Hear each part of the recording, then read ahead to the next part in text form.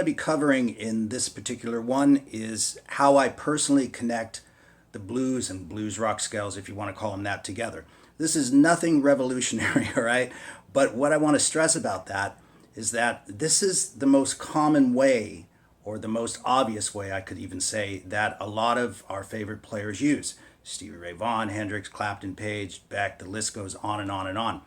There are obviously other ways to play these various scales. You know, you have all those books out there that have, 10,000 ways to play the same thing. But this is the way you'll see most of these players putting this together. I'm not saying that they don't use other things in addition to this. Occasionally they do. But this is what you'll see them doing most of the time, okay? Now, you may know some of this information already, but bear with me. We're going to have 3 example solos, each one taking things up a notch, and just showing you how to put these simple ideas together. There'll also be a backing track at the end of the lesson so that you can put this stuff to work, improvising, ad-libbing, doing whatever you want to, or just stringing all 3 of these solos together for the purpose of sheer practice. So let's get started. Here we go. The first thing to cover is the basic pentatonic box and blues box, okay? So we're in the key of A, which simply means that we're starting on an A note on the guitar, which happens to be at the 5th fret on the 6th string. And we're going to play 5 to 8, 5 to 7, 5 to 7, 5 to 7, 5 to 8, and 5 to 8.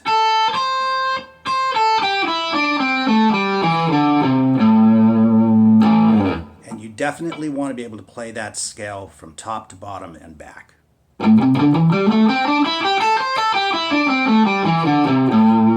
When you get down here, by the way, feel free to use your first finger and your ring finger if that's more comfortable. In fact, a lot of players will go back and forth. Maybe they've got a fiery lick, so they'll use the ring finger because it's stronger and maybe even a little bit faster. But it's good to get to learn to use all 4 fingers as well. Now, you can do a ton of stuff with just that blues box, right? You can really do some effective stuff.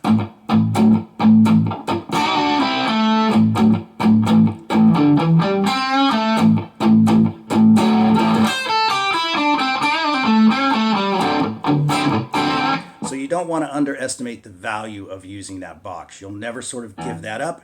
It'll just be in addition to other stuff, okay? So real quickly, just spot checking the notes in that scale. There's only 5 notes: A, C, D, E, and G. And then those 5 notes are repeated in an octave: A, C, D, E, G, A, C. And of course, those notes are available all over the fretboard, and that's what we're going to get to. So the first thing you want to do is you want to take that box position and you want to spread it out, play it in a linear way. So I'm going to play it from the 3rd fret to the 12th fret on the guitar. Now I'm starting at a different point, but I'm just starting at another note that's available in that scale. As I said, the notes in the scale are A, C, D, E, and G. So this happens to be a G note on the 3rd fret on the top string, so we want to include that. So we're going to play from G back to A, the root note, okay? So we're only playing 2 notes on that string. Then on the next string, we're going to play 3, 5, 7. So this is a real easy pattern to learn and remember. It's 2 notes on this string, 3 notes on the next string. Then we're going to move to the next string and we're going to play 5 to 7, just 2 notes again. Then we're going to slip down to the 5th fret on the next string and play 3 notes. So it's always 2, 3, 2, 3. And then because of the way the guitar is tuned, we have to slip up to the 8th fret on the 2nd from the bottom string, the B string. But the pattern is the same. We play 2 notes, 8 to 10, and then 8, 10, 12 on the next string.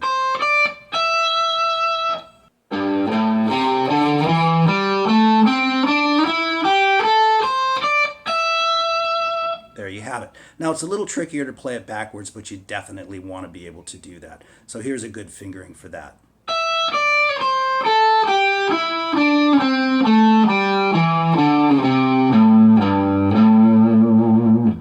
So now what you want to do is you want to combine those two fingerings together. They are literally the same scale, of course. It's not a matter of playing one instead of the other. It's in addition to, if you will. So you can play some stuff in the box and slip up to the long form.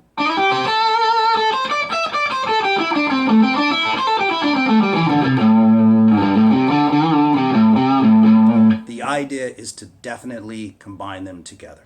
Now, the next thing we want to do is we want to turn that into a blues scale, okay? And that's not a big deal. We're just adding one note, but we're adding it throughout the entire scale. So now we're going to play 5 to 8, just like we did before, but on the next string we're going to play 5, 6, and 7. That note in the middle, the one at the 6th fret, is known as the blues note or the flat 5. It's not overly important to know the theory behind it just yet. Just know that it's a flat 5 or a blue note. The next string stays the same, 5 to 7. And then we're going to capture that same blues note an octave higher by playing 5, 7, 8 on the 3rd string. And then the rest of the scale stays the same.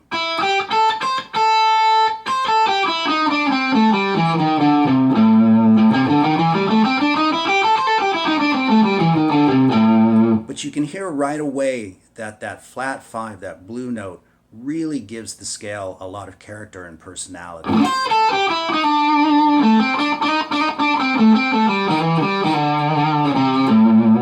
And of course we want to integrate that into the long form as well, but that's pretty simple to do. So we just play 3 to 5, then on the next string we play 3, 5, 6, 7, and you can finger it like that, or you'll probably wind up using one or the other anyway, depending on what you're playing.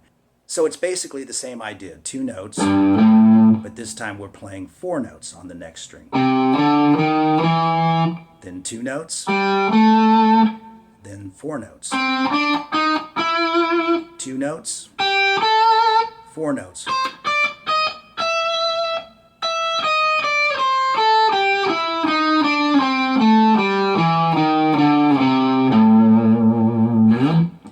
Again, you just want to combine all of these fingerings together. Now, once you have these fingerings down, once you have these scales wired, you want to jump into this first practice solo. This first practice solo uses nothing but what we've just covered so far, but it kind of shows you how to weave them together and maybe be a little bit creative, some slides, maybe some hammer-ons, whatever it turns out to be. But it's a great practice solo for you to just get into this stuff and get it moving, okay? So here we go with the first solo.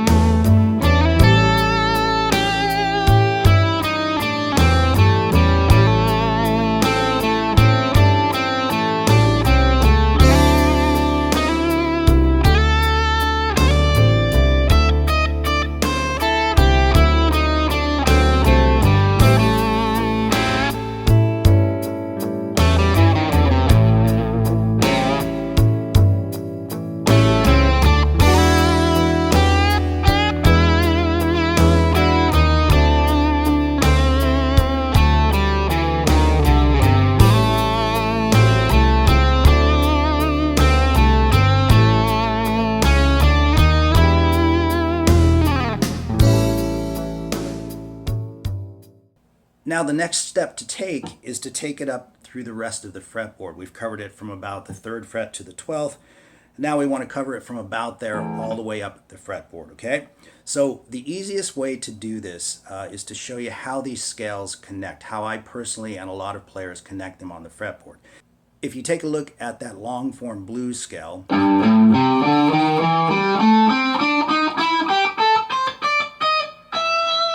when you get to the 12th fret on the 1st E string, come up to the 10th fret with your 1st finger. So once again, 12th fret on the 1st string, reach up here to the 10th fret with your 1st finger on the 6th string and play 10, 11, 12. That's the equivalent of this part of the long form scale.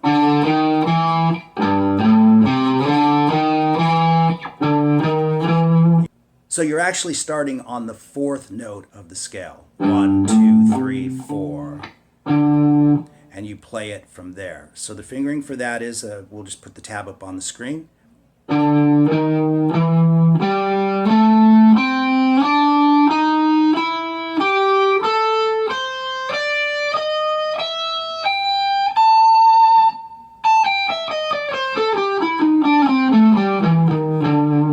So again, how you connect that with what you've got going on down here is right off of that 12th fret on the E string. I'm saying that's just a good marker, if you know what I mean. It's a good way to find it if you're not sure where you're at. But once you get it wired, you won't have to do that. You can just jump right into the scale.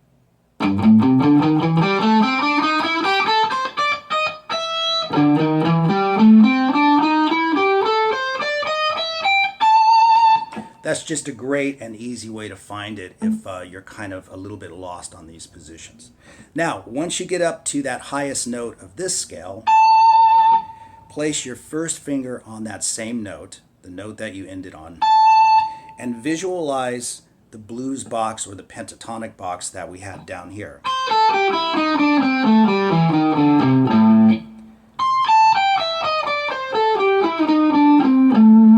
Exact same fingering, it's just a little scrunched up there on the guitar, okay? So that's pretty cool. You've now got the pentatonic and the blues information spread out all along the fretboard, and you want to start combining these together. I think of classic solos like Stairway to Heaven, right? A classic, cool guitar solo, and this information that we're covering right here is basically the same information he used for most of that solo. It's really amazing what you can do once you combine these things together. So let's get into the next practice solo, which does exactly that. It just combines all of these scales together now.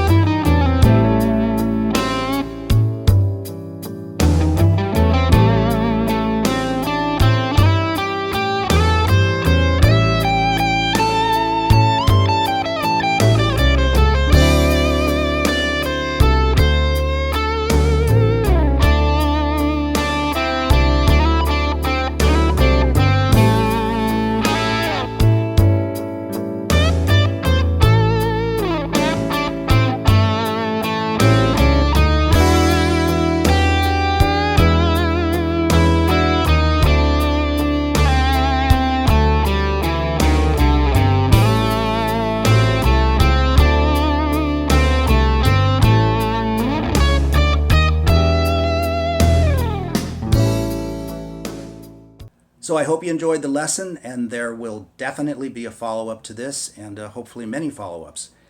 And there's a backing track coming up right at the end of this lesson so that you can practice these solos or string them all together, mix it up, improvise, do whatever you want to do. But there's a lot of cool stuff you can do with just this amount of information, and you'll find it in tons of classic guitar solos.